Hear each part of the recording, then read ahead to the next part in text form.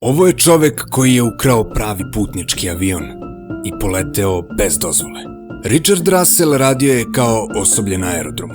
Bio je tih, povučen i nikome nije smetao.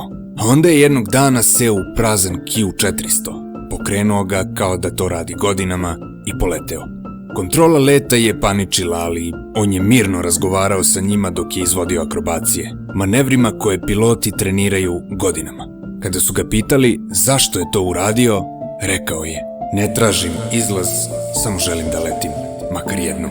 Let je trajao više od sat vremena, a onda je avion pao.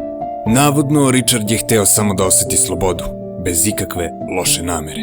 Ostaje pitanje kako je neko mogao da upravlja putničkim avionom tako savršeno, bez ikakvog treninga.